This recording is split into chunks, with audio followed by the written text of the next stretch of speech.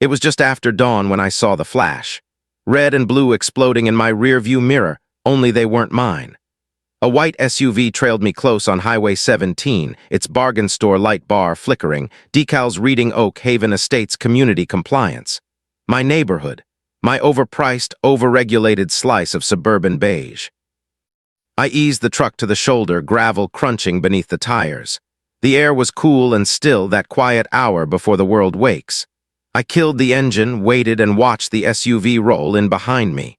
The door opened, and out stepped a ghost I'd hoped I'd buried years ago. Kane. He was bigger now, or maybe the tactical vest puffed him up, one of those cheap online ones, full of Velcro and empty pouches, pretending to be something it's not. He'd been a deputy once. A bad one. I was the sergeant who wrote the report that ended his career. The one that detailed his creative evidence handling and that little incident with the judge's wife. He hadn't taken it well. Now here he was, strutting toward my window like he owned the road.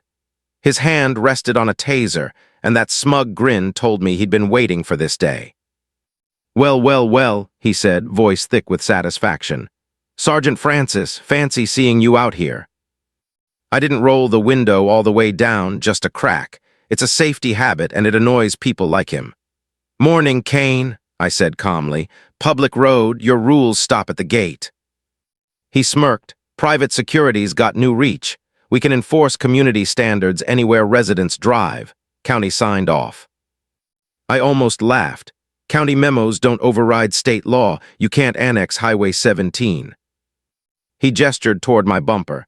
"Stickers covered in mud. That's an HOA violation. Section 217B. I looked a splash from yesterday's fishing trip, barely a smudge. The registration was clear. Then his partner, a young, nervous kid clutching a clipboard like a shield, stepped out. "Per council agreement," he stammered, "we can issue citations and take remedial action." Remedial action. I knew what that meant. Towing, Rizzo's company, a greasy side business that thrived on fear. "You're not writing me a ticket," I said quietly. Kane's grin faded. "Oh, I'm doing more than that," he nodded to the kid. "Boot it." I blinked. "You're putting a wheel lock on a public highway." He shrugged. "Rules are rules." The kid hesitated. "Sir, traffic." "Do it," Kane barked. The metallic clank of the boot locking on my front tire cut through the morning air like a bad joke. I stared at it, yellow, ugly, absurd. Somewhere behind me, a semi rumbled past, shaking the asphalt. Kane leaned in close, his breath bitter with burnt coffee. "Gonna be hard to pick up your kid now, huh?" The words hit harder than he knew. He knew about Leo. My hand tightened around the steering wheel. I didn't move, didn't speak, just breathed. They weren't just harassing me. They were coming for my life, my reputation, my family. I forced myself to stay still. The guy who loses his temper loses everything. When Kane stepped back, smug again, I said, "You done?" "Not quite," he said. "Call the number on that sticker, pay your fines, or Riz will haul it off." The kid slapped an orange notice onto my window. It read vehicle immobilized, community enforcement action. 6:15 a.m., the clock was ticking. I glanced at Kane. "You know this is illegal, right? State code covers unauthorized immobilization. Misdemeanor may be jail time." He laughed. "You gonna arrest me? You're off duty." I smiled faintly. "We'll see." Under the steering column, hidden from sight, I double-tapped my belt mic. A silent ping, not an SOS, just a start record. Dispatch would tag the time and location. I opened the door slowly. "Mind if I grab my coffee?" "Be my guest," he said, smug.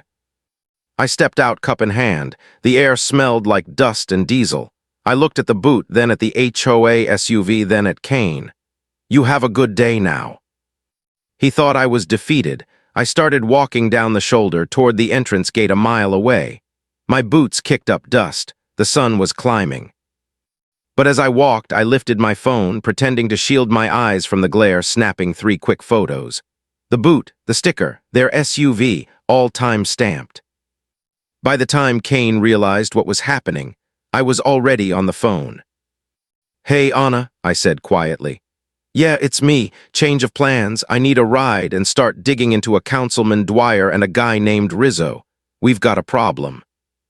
In the distance, the fake patrol lights still blinked, dying in the daylight, and I couldn't help but smile. They thought I was the fish, but I was the one holding the pole. The walk home was long enough for the anger to fade and the focus to settle. Gravel crunched under my boots, each step echoing the same thought. They made it personal.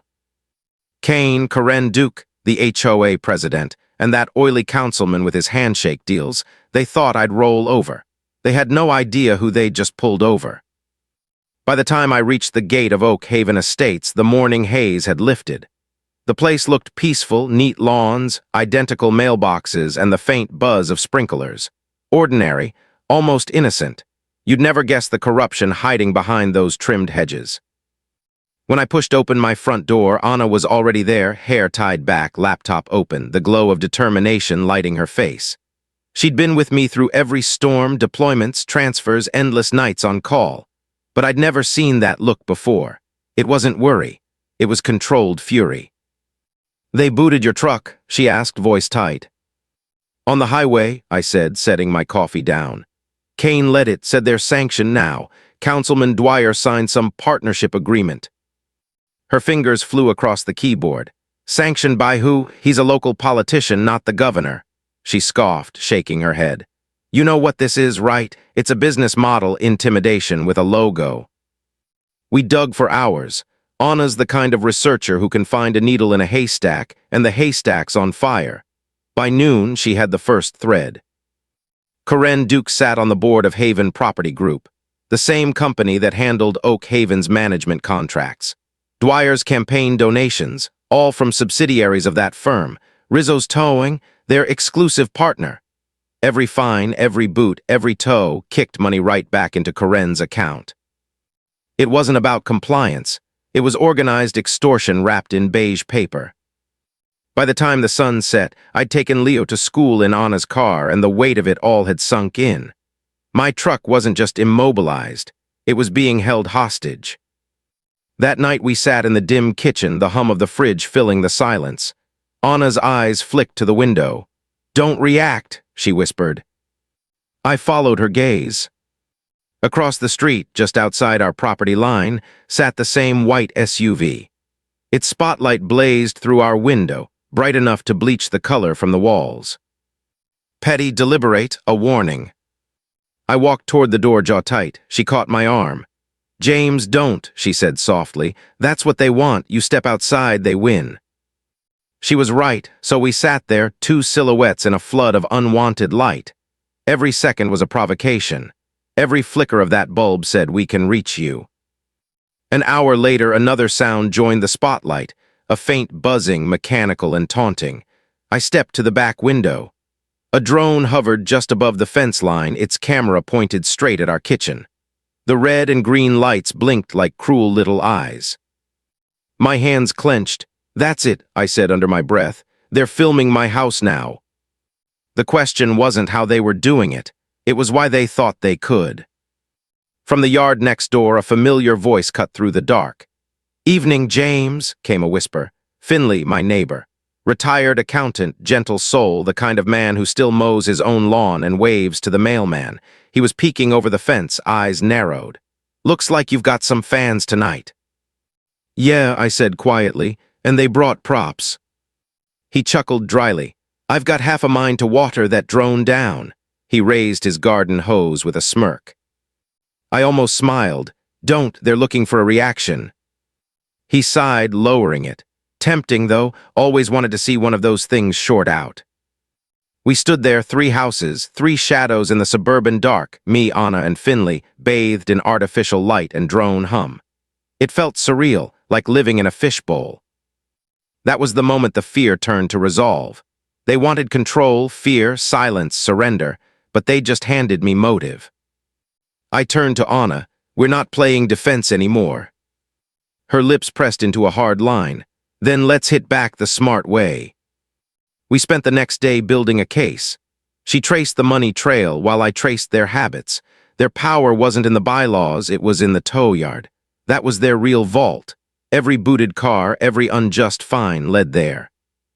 The next morning, I changed clothes, old jeans, oil-stained t-shirt, cap pulled low. No badge, no weapon, no ID, just $50 cash and a burner phone. The plan was simple: blend in, look harmless, get inside Rizzo's impound lot. The place sat in the industrial edge of the county, a graveyard of cars and broken dreams. Rows of vehicles, some wrecked, most perfectly fine. The sign on the fence read Rizzo's Recovery and Storage. The stench of gasoline and old tires hung thick in the air. Inside the office, behind a chipped metal desk, sat a man who looked like he'd lost a fight with a donut box. Rizzo himself. "What do you want?" he grunted, eyes barely lifting from his crossword. "Looking for a side mirror," I said, keeping my voice low, rough. "8 Civic, heard you sell parts." He squinted at me. "Ain't no junkyard, everything here's pending resolution." There it was, the scam in one line: pending resolution. Meaning, held hostage until the owner paid or gave up. "Right," I said. "Just figured maybe you'd look the other way, $50. I slid the bill across the desk. His eyes flicked down, then up. "Greed 1. 5 minutes, he said, buzzing the gate. Outside, I started walking rows, pretending to browse. My phone hung loose in my hand, camera on, snapping quiet photos. License plates, chalk marks, toe slips tucked under wipers. Dozens of familiar names from my street. The Miller's SUV, the Garcia's van, old Mr. Henderson's Sunday car. They were draining our neighborhood one vehicle at a time. As I passed the office window again, Rizzo's back was turned. On the corkboard behind him, hanging in plain sight, was a clipboard labeled Oak Haven Active Tows. My heart jumped. I raised the phone, snapped 3 quick shots through the dirty glass. Names, dates, violations, proof. When I walked out, Rizzo didn't look up. The 50 was already in his pocket. Driving away, I realized something. They weren't protecting the neighborhood, they were preying on it. And now, I had the evidence to prove it. 2 nights after my quiet visit to Rizzo's yard, the war came home again. The spotlight was back, same white SUV parked across the street, same blinding beam cutting through the blinds like a searchlight in a prison yard. I sat at the kitchen table with Anna, a cup of cold coffee untouched beside me. Buster, our old retriever, lay at my feet, ears twitching with every hum of the engine outside. "They're not letting up," Anna murmured. Her voice was steady, but I could hear the exhaustion beneath it. I didn't answer. I was watching the reflection of those lights trembling in the glass of my coffee cup, rhythmic, deliberate, like a silent taunt. Then came the buzzing. At first I thought it was a mosquito, some late autumn pest sneaking through the vent. But then Buster lifted his head and gave a low growl, that sound dogs make when something's wrong. The kind that's all instinct. I stepped to the back window and pushed a slat of the blinds aside. The drone was back, this time lower, bolder, its tiny rotors whirred in the quiet night, hovering just above the fence line. The little camera lens pivoted, staring right into our living room. "They're filming us," I whispered.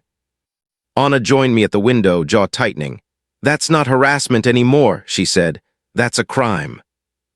Out in the yard, the neighbor's wind chime tinkled against the drone's mechanical buzz. And then from over the fence, Finley's voice floated through the dark. "Evening, James," he said in a low, conspiratorial tone. "Looks like your fan club upgraded their equipment." I exhaled a short, bitter laugh. "Yeah, guess they didn't like my old truck enough, now they want my privacy too." He chuckled softly. "Want me to water their toy down?" He raised a garden hose, half joking, half serious. I shook my head. "Don't, they want us to react, that's their whole play." He nodded slowly. "Then I'll just watch. Old accountant's still got a good memory if you need witness statements." We stayed like that for a while, 3 people standing in our separate yards under one shared light of intrusion. It felt absurd, powerless, but beneath the helplessness, something else began to take shape: resolve. By the next morning, the decision was made. We were done letting them dictate the terms. Anna and I would go from victims to hunters. While she dug deeper into digital paper trails, I focused on the physical. Their weak spot wasn't in their bylaws, it was in their greed. The tow yard was where intimidation became profit. I had proof of their scam. Now I needed to catch them breaking real law. I started with the truck. Rizzo had released it after I paid the ridiculous fines, $900 in cash. It still smelled like stale cigarettes from their impound. But before I brought it home, I stopped by an old friend's garage, a security specialist who'd helped me outfit patrol vehicles back in my active duty days. "I need eyes," I told him, "front, back, and hidden." He raised an eyebrow. "You expecting trouble?" "Already have it," I said simply. He didn't ask questions. An hour later, my F-150 had 4 discrete cameras, all feeding into a hard drive tucked behind the dash, recording 24/7, engine on or off. No one would see it, but it would see everything. That night, I parked it in the driveway, same spot as always, visible from the street. It looked normal, ordinary, bait. For 2 nights, nothing happened. Just the usual spotlight, the same cheap drone, the same slow burn of their games. Then, just after 2 a.m. on the 3rd night, Buster started to growl again, low, deep, unbroken. I woke instantly. The spotlight was off. The street was too quiet, that kind of silence that presses on your chest. I eased to the window and peered through the curtains. A figure was moving, dressed in black, hood up, slipping across my front yard like a shadow. He stopped beside my truck. The moonlight caught his face for half a second, and I felt that jolt of recognition in my gut. "Kane." I stayed still, watching as he crouched by the passenger door. There was a faint metallic click. He'd jimmied the lock. The door opened. He slid inside, flashlight beam darting through the cabin. My heart thudded, steady and controlled. He was planting something. I could feel it. I picked up my phone, recording from the window, shaky but clear. Inside, the hidden cameras were catching it all from multiple angles. Kane's face, his hands. The moment he reached into his pocket and pulled out a small plastic bag. He tucked it under the passenger seat, wiped his prints with a sleeve, and slipped out as quietly as he'd come. Then he was gone. I waited 5 long minutes before stepping outside. The air was cold, sharp. Buster stayed by the door, a silent guard. When I opened the truck, the smell of vinyl and dust hit me. Everything looked untouched. I crouched, reached under the seat, and my fingers brushed the bag. Clear plastic, white crystals inside. It wasn't much, but enough to destroy a reputation. To get me suspended, maybe arrested. They weren't trying to find me anymore. They were trying to frame me. I backed away, hands up. I didn't touch it again. Inside, Anna was already awake when I came back in. One look at my face and she knew. "What did they do?" she asked. "Planted drugs," I said. "Kane himself." Her breath caught, but she didn't panic. She just turned to the laptop, clicked open the live feed from the hidden cameras, and there it was.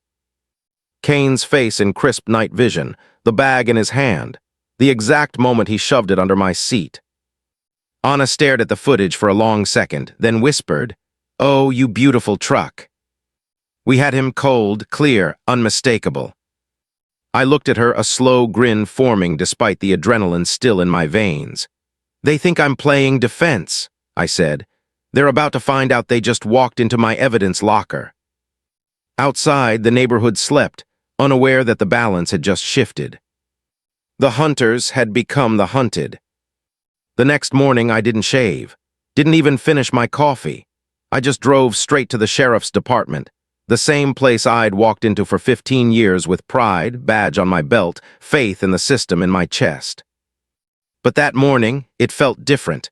I wasn't walking in as a cop. I was walking in as a man who'd been hunted by the very people claiming to enforce order. The thumb drive in my pocket felt heavier than any weapon I'd ever carried. It held the truth, Kane breaking into my truck, planting that fake evidence. I thought it would be simple. Hand over the footage, file the report, let justice roll. But nothing about Oak Haven had been simple so far. When I stepped into the bullpen, the fluorescent lights buzzed like angry bees. I spotted Morales, young, sharp, clean-cut. I'd trained him once. Taught him the small things that matter, how to read a suspect's eyes, how to stay calm under pressure, how to never compromise your badge for convenience. He smiled when he saw me, but it didn't reach his eyes. "Sergeant," he said, standing up, "you look like hell." "Good eye," I replied. "Got something you need to see, somewhere private." We ducked into interview room 2, the one with the broken clock and stale coffee smell that never left. I shut the door, dropped the drive on the table, and laid it out for him. Everything. The fake traffic stop, the boot, the extortion, the harassment, and finally the break-in. Morales listened, jaw tightening, eyes flicking between me and the thumb drive. When I finished, the silence felt heavy. "This is from your truck?" he asked. I nodded. 4 cameras, motion-triggered, all time-stamped. I didn't touch the evidence, it's still in the vehicle. He plugged it in. The video played. Kane's face filled the screen, grainy night vision, clear enough to ruin a career. The moment the baggie appeared, Morales exhaled softly. "Jesus." "That's felony tampering, possession planting, trespassing, take your pick," I said. "You arrest him now, you'll stop a whole ring of it." He leaned back thinking. His silence stretched too long. My gut tightened. Finally, he spoke. "This is complicated." "Complicated," I repeated. "It's on tape." He rubbed his forehead. "The incident started as an HOA compliance matter, right? And Councilman Dwyer's office has oversight on the Community Partnership Program." Something cold settled in my stomach. "Morales, don't do this."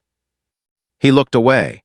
"We've been advised to defer to the HOA's Internal Grievance Committee for any complaints regarding the Compliance Division." "Internal Grievance Committee," I said slowly.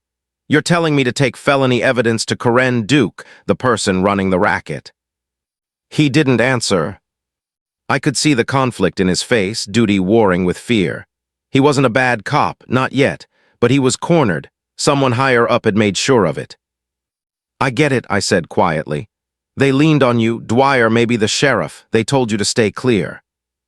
He didn't deny it, just stared down at his hands. I stood, the chair scraping the tile. "You remember what I told you your first day on patrol?" He looked up, hesitant. "The day you stop asking who benefits, you stop being a cop. You're there now, Morales, don't stay." He swallowed hard, still silent. I could tell he wanted to help, but fear is a louder master than conscience. As I walked out, I didn't look back, but I heard his voice low behind me. "Sergeant," he said, "be careful who you trust." Outside, the sunlight was blinding. The world kept moving like nothing had changed, but everything had. That building, the one I'd served half my life, no longer felt like home. It felt like enemy ground. I sat in my truck for a long moment, engine off, watching my own reflection in the windshield. There's a kind of quiet that comes after betrayal, not anger, not even sadness. Just a hollow realization that the system you've defended is rotting from the inside. When I finally started the engine, the radio flickered on static, then news chatter. Something about a county compliance expansion initiative. Karen Duke's voice, smooth and smug, talking about enhancing safety partnerships. I turned it off. By the time I reached home, Anna was already waiting at the door. "Well," she asked. "They're not touching it," I said. "Sheriff's hands are tied. Morales played dumb or scared." Her jaw tightened. "So they're protecting her." "Seems like it." For a moment, neither of us spoke. The air between us was heavy, not defeat, but calculation. "Then we do it ourselves," she said. Her words hit like a spark. And maybe that's what I needed, not orders, not backup, just belief. That evening, as the sky burned orange, an email hit every inbox in Oak Haven. The subject line, Mandatory Community Compliance Sweep. The notice said that in 2 days, every vehicle with visible wear, expired tags, or aesthetic violations would be towed. No warnings, no exceptions. It was retaliation, pure and simple. They weren't just coming for me now. They were coming for everyone. I stared at the screen, heart pounding, when my phone buzzed. A text from an unknown number. "Sweep at 8 a.m., only gate open Oak Street. Others chained, surprise planned, be ready." I stared at it for a long time before showing Anna. She frowned. "Who sent it?" I didn't have to guess. "Morales," I said. "He can't move officially, but he's still with us." Anna nodded slowly, the faintest smile touching her lips. Then we'll be ready. The next morning I started preparing. Checked the cameras, packed gear, laid out notes. Finley came by with 2 coffees and a cautious grin. Heard about the sweep, he said. You planning to watch or act? I took the cup from him, met his eyes. Both. He nodded, then I'll stand where you stand. By sunrise, the neighborhood was stirring. I could feel it, that low vibration before a storm breaks. They were setting their trap. But this time, they weren't the only ones ready. The morning of the sweep felt wrong before it even began. The air had that kind of quiet that doesn't belong in a neighborhood, heavy, tense, like everyone was holding their breath at once. You could almost hear the fear behind closed blinds. By 7:30, the HOA email had done its job. Most folks stayed indoors, curtains drawn, pretending the chaos outside didn't concern them. But I saw faces peeking from windows, shadows moving behind drapes. Everyone knew what was coming. Everyone just hoped it wouldn't be them this time. Anna sat at the kitchen table, headset on, laptop open, our little command center. Finley's in position, she said. He's got eyes on the Oak Street gate. I nodded, slipping my badge wallet into my back pocket. What about the other gates? Chained shut, just like the text said. Then it's a trap, I murmured. I climbed into my truck, my heart already steadying itself the way it used to before a highway pursuit. The same old ritual, deep breath, calm hands, eyes forward. Except this time the chase wasn't mine. Theirs was. The sky was pale blue as I rolled down Oak Street. The gate came into view, and so did the blockade. Kane's white HOA SUV sat sideways across one lane, hazard lights flashing like some parody of authority. Behind him, 4 tow trucks idled, engines grumbling, their exhaust curling into the cool morning air. He was directing traffic, barking orders at 2 of his so-called officers. They were dragging something long and metallic from the back of a truck. When the sunlight hit it, my stomach tightened, a spike strip. They were actually going to lay down a tire shredder for residents, for parents taking kids to school, for retirees going to get groceries. I parked 100 yards back, engine idling. My hands gripped the steering wheel. Anna, I said through the headset, get ready to record. We're about to make history. Be careful, she replied. Her voice was calm, but I could hear the tremor hiding underneath. At exactly 8:00 a.m., Kane gave the signal. His men started unfolding the spike strip, dragging it across the open lane. He looked proud, standing there in his vest, hands on hips, the morning sun flashing off his sunglasses. I eased the truck into gear and rolled forward. Not fast, just steady, deliberate. When Kane spotted me, his posture changed. He stiffened, hand dropping to his taser. Even from that distance, I could see his mouth move, not him. But it was too late. The tow truck drivers looked uncertain. The residents nearby started filming with their phones. The whole scene was turning into a theater of intimidation, and I was driving straight into the middle of it. At 50 yards, Kane stepped forward, hand raised. "Stop right there, Francis," he shouted, his voice echoing. I didn't stop. He waved at his men frantically. "Get it down, get it down." They fumbled with the spike strip, trying to spread it across the asphalt. Their nerves showed, one dropped his end, another tripped over the chain. I closed the distance, 40 yards, 30. Kane stepped directly into my lane, squaring himself up like he thought he could outstare a moving truck. 20 yards. I slammed the brakes, tires screeched, gravel sprayed. The F-150 stopped just inches from the strip, engine rumbling like a restrained beast. For a moment, no one moved. Kane stood frozen, jaw clenched. Then I opened my door. The morning air hit me, cool, sharp, electric. I stepped out holding a long metal pole with a hooked end, a manhole lifter from my garage. I met Kane's eyes across the distance. "Morning, Kane," I said evenly. "Still playing police today." He scowled. "You're obstructing an active compliance operation." I smiled faintly. "No, I'm preventing a felony." He opened his mouth to argue, and that's when I moved. I lunged forward, hooked the end of the pole under the edge of the spike strip, and pulled. The metal rattled. The strip flipped halfway up, one side lifting just as the first tow truck rolled forward, too close, too fast. The sound that followed was pure chaos. Hiss. Both front tires burst at once. The driver swerved, lost control, and slammed into Kane's SUV. Another truck behind him couldn't stop in time. Crash. The impact sent a wave of dust through the air. For a split second, everything froze like the world couldn't quite believe what it was seeing. Then came the shouting, the curses, the smell of burnt rubber, and panic. Finley's timing was perfect. From behind the hedges, his leaf blower roared to life, the deafening whine echoing down the street. It was a signal, and it worked. Residents came pouring out of their houses, phones raised, recording everything. Kane stood in the middle of it all, disbelief painted across his face. His perfect compliance sweep, the show of power he'd built his image on, had just imploded in front of his audience. And then his anger found a target. He turned toward the one man he could still intimidate, Finley. "You think this is funny, old man?" Kane roared, stomping toward him. "You think you're clever."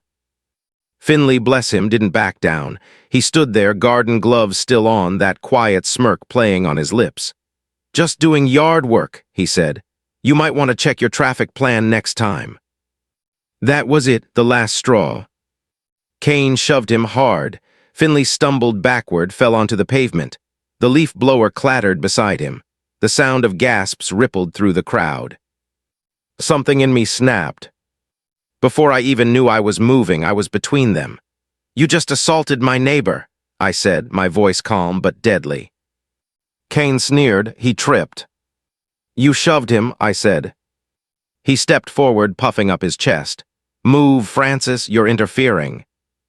He reached out to push me aside, and that was his mistake. I didn't swing wildly, didn't shout. Just shifted weight, deflected his arm, and delivered one clean, professional right cross, short, sharp, centered. My knuckles connected with his jaw. The sound was small, but the impact was final. Kane's eyes went wide, then glassy. He dropped like a felled tree, collapsing right beside his own spike strip. The crowd erupted, gasps first, then applause. People poured out from their porches, clapping, cheering, some even laughing in disbelief. Finley, back on his feet, grinned and gave me a small nod. "About time someone pruned that weed," he said. I didn't smile. I knelt beside Kane, checked his pulse, strong, steady. "He'll live," I said to the crowd, "but his career won't." For the first time in months, I saw it in my neighbors' faces, not fear, not caution, hope. The spell of intimidation was broken. The HOA called it an emergency compliance review, but everyone in Oak Haven knew what it really was: damage control. By noon the next day, flyers were in mailboxes, subject lines were in inboxes, and the boardroom lights in the community center were burning bright. Karen Duke wanted to reclaim her throne. The room smelled like burnt coffee and cheap perfume. Rows of folding chairs filled the space, and every one of them was taken. Residents who'd once been too afraid to whisper complaints were now packed shoulder to shoulder, whispering openly, their eyes darting toward the front of the room where the board sat, Karen, Rizzo, and two nervous-looking assistants pretending not to sweat. Kane wasn't there. He was still nursing his jaw in the county infirmary, suspended pending investigation. I stood at the back, arms crossed, quiet. I hadn't come to talk, not yet. I came to listen. Karen's voice carried over the low murmur, smooth as silk but hard underneath. "Yesterday's incident was unfortunate," she began, with a faint sigh, as if she'd just learned the weather ruined her garden party. "Certain individuals interfered with our safety operation, resulting in property damage and personal injury." A few heads turned toward me. She didn't have to say my name, everyone knew.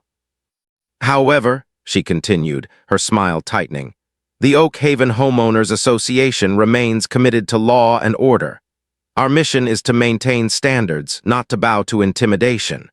Rest assured, disciplinary measures are being taken against all parties involved."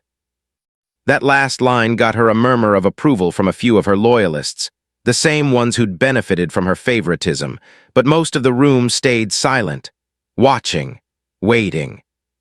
She mistook that silence for control. Karen flipped a few pages in her binder, relishing the sound. Effective immediately, new enforcement measures will be introduced, including curfews for non-essential vehicles and mandatory inspection authorizations. These will. That's enough. My voice wasn't loud, but it cut through the room like a blade. Dozens of heads turned.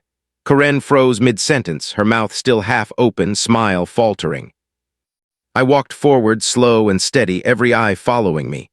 Anna stood near the side door, laptop in hand. She gave me a subtle nod. It was time. Karen's composure cracked. "Mr. Francis," she said sharply, "you are not recognized to speak at this meeting, please." I kept walking. "You had your turn." "You're trespassing," she snapped. "On community property I pay dues for." I stopped a few feet from her table. "I think not." Rizzo shifted uneasily in his chair. Karen turned red. "This meeting is for board business only. Please leave or security will." I raised my hand, and Anna hit the button on her laptop. The room darkened as the projector flickered to life. The first image filled the wall behind Karen, Kane's face, captured in green-tinted night vision. Everyone recognized him instantly.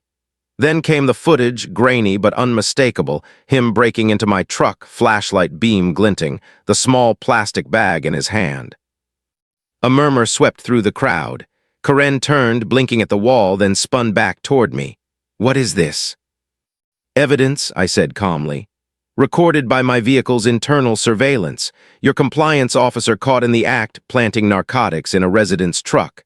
My truck." She stammered, That's fabricated." I cut her off. "Time-stamped, synced to 911 dispatch logs. You can deny it, but it's real. And you're in it too, Karen. Maybe not in the video, but in every transaction that paid for this scam." I motioned to Anna, who switched slides. Bank statements flashed on the screen, lines of deposits, all routed from Haven Property Group to Karen's consulting firm. $2,000 here, $3,500 there, monthly, consistent. Every dollar matched a compliance action. The whispers turned to outrage. Someone shouted, "That's my car they towed." Another voice, "She fined us for painting our door blue." Karen stood, slamming her binder shut. "This is slander," she barked. "You're twisting facts." "Really?" I stepped closer. "Then how do you explain this?" Anna tapped again. The screen changed security footage from Rizzo's yard. Rows of cars, chalk marks, toe slips. The clipboard labeled Oak Haven active tows. And finally, one last clip, Kane's bodycam footage, recovered by Morales, showing Karen herself during a private meeting. Her voice clear as crystal. "Keep the fines high. If they can't pay, we take the cars. Rizzo gets his cut, you get yours. That's the chain. Don't break it." The room exploded. Gasps, shouts, the crack of folding chairs as people jumped to their feet. Karen's face went pale, all color draining from her perfect facade. "This meeting is adjourned," she yelled, but no one heard her. Phones were out. Residents were filming everything. Rizzo tried to slip toward the side door, but Finley, bless his timing, blocked him, holding up a phone of his own. "Smile for the audit, Rick," he said. Karen backed away from the projector light, shaking. You can't use stolen footage in a meeting. This isn't admissible." "It doesn't have to be," I said, "because it's already been sent." Right on cue, Anna's phone buzzed. She raised it slightly. "Sheriff's office, county attorney, and the local news channel," she said. "All have copies 5 minutes ago." Karen froze completely, realizing the walls had closed in. Silence swept the room. Then someone started clapping. Slow, deliberate, it was Finley. Others joined in, a few at first, then the whole room. Applause filled the hall, drowning out Karen's frantic protests. When it died down, I looked at her one last time. "You used fear to control good people," I said quietly. "But fear doesn't last forever. Eventually, someone stops being scared." Her lip trembled. "You'll regret this," she hissed. I leaned closer, my voice low and even. "No, Karen, you will." That night, Oak Haven streets were quiet again. No SUVs idling. No drones buzzing, just porch lights and crickets, the way it should have been all along. For the first time in months, I slept through the night. But somewhere deep down, I knew it wasn't over. Power like hers doesn't vanish quietly. It just retreats, waiting for the next move. The silence didn't last. It never does. For 3 days, Oak Haven felt free. Neighbors talked again. Kids played in the cul-de-sacs without being shooed away by clipboard-wielding patrols. Even the mailman looked relieved to drive through without being stopped for parcel verification. But freedom makes tyrants desperate. It was the 4th night when the storm returned, not with rain, but with red and blue. I was halfway through fixing the porch light when I saw them, 3 black SUVs rolling slow down the street, engines idling low like wolves circling a fence.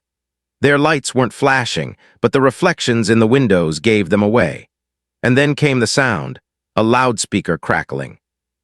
"This is the Oak Haven Community Enforcement Division. Step away from your residence." Anna froze in the doorway. "They're doing it again," she whispered. I stepped off the porch, boots sinking into the damp grass.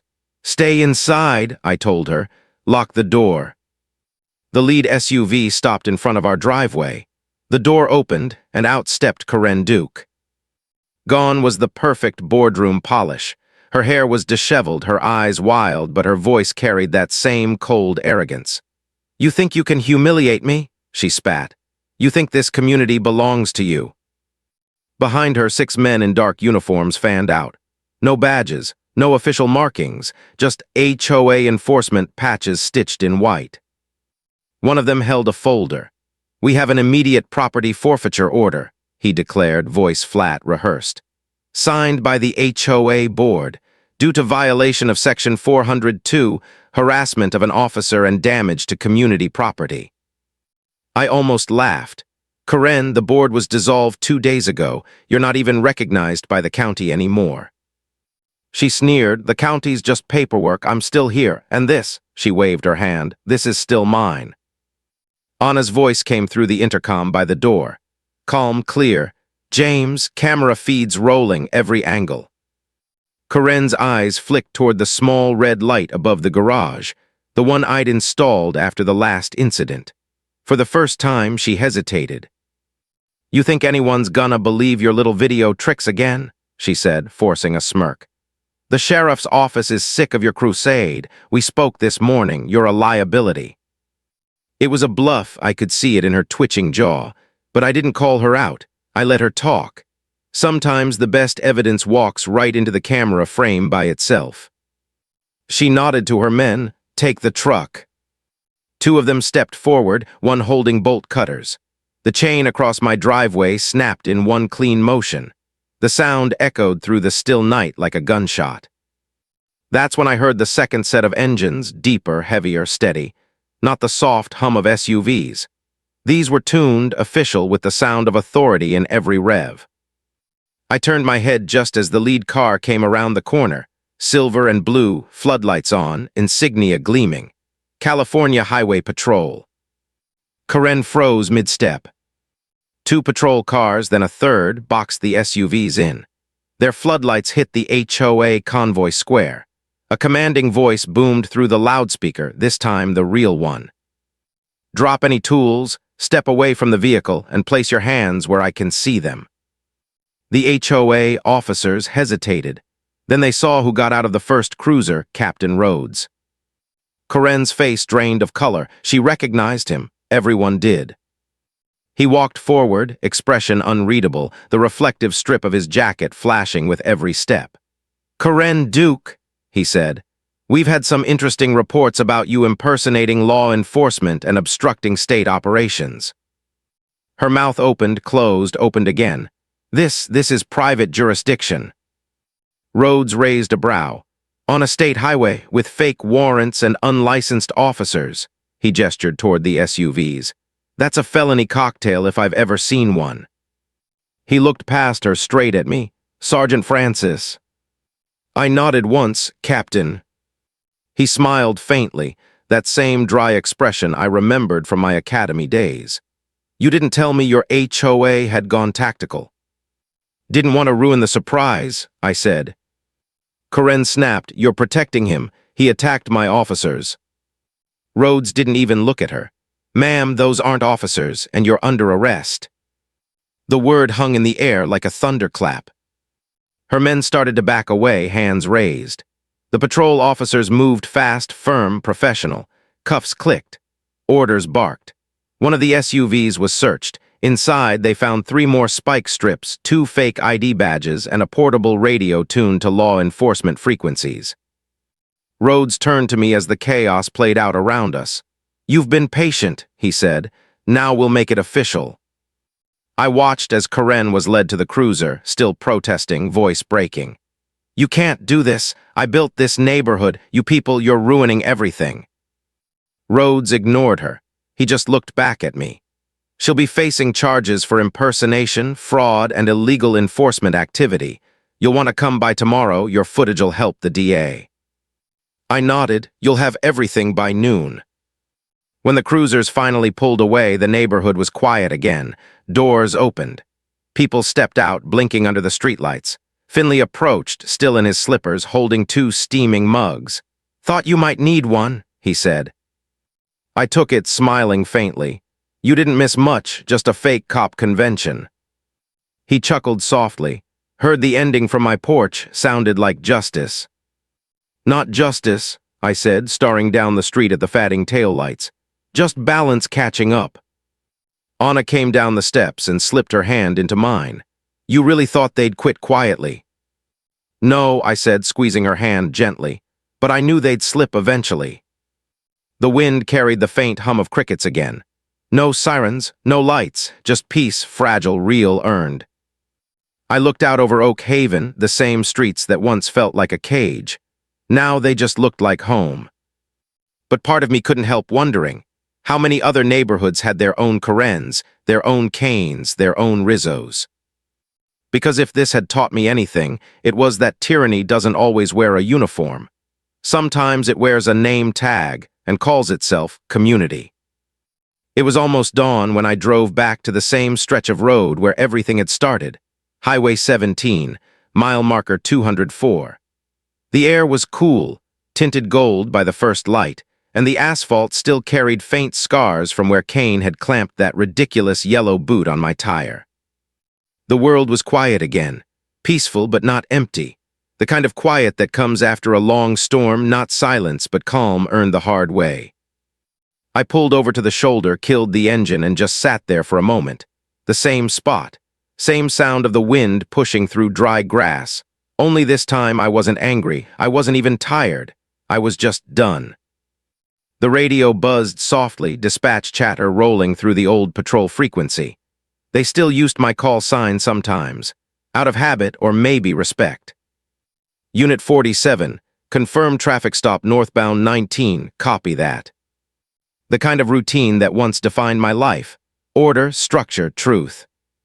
But life in Oak Haven had reminded me that order without integrity is just another form of chaos. Anna always said I needed closure, that I carried my battles too long like extra weight in my pockets. She wasn't wrong. So I figured before I moved on, I'd end it right where it began. I stepped out of the truck, boots crunching on the gravel. The sunrise cut across the horizon, painting everything in soft orange. The old tire marks were still visible, faint but there, a ghostly reminder of humiliation turned into purpose. Behind me a car slowed, then stopped. For a second, instinct tensed every muscle. But when the window rolled down, it was Kane or Karen or any of her replacements. It was Morales.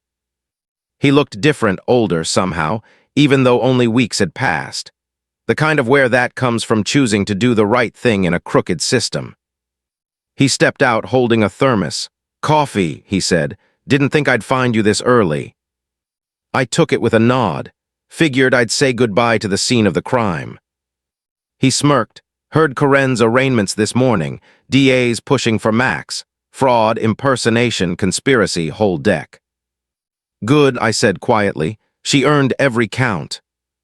Morales leaned against his cruiser. "Funny thing, though, when the captain reviewed your case files, he said you should have been the one running compliance all along." I chuckled. No thanks. I've had enough of HOA politics for one lifetime. He sipped his own coffee, watching the light grow. Still, he said softly, takes guts to stand up to your own system. Most people don't. I looked out over the road. The sun was climbing higher now, turning the fields gold.